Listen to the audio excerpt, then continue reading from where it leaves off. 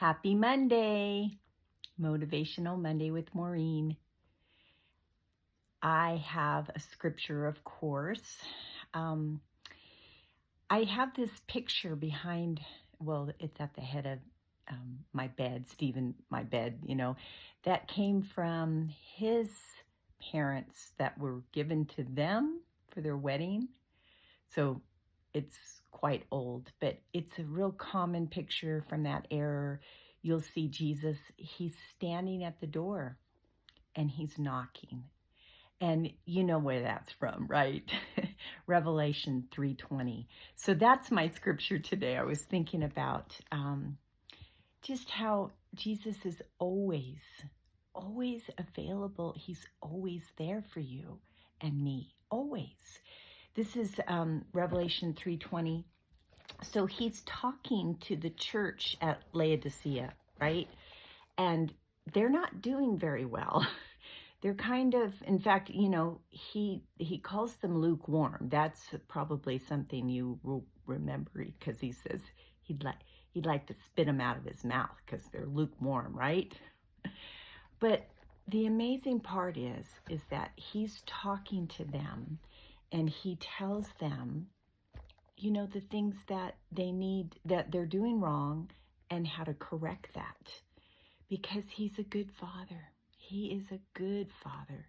And that's what he tells all of us if we'll listen. Okay, so he says here in 3:20, he says, "Here I am.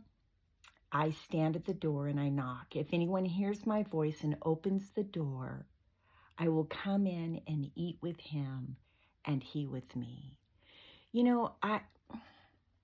I just love this because if you can imagine the picture of him standing there knocking, I mean, he doesn't have to knock, but he does. He doesn't have to, he can force his way in, but he doesn't. He knocks and he waits for us to respond. And but you have to listen and you have to be aware that he is there. And he goes on to tell us, that those he loves, he rebukes. Wow.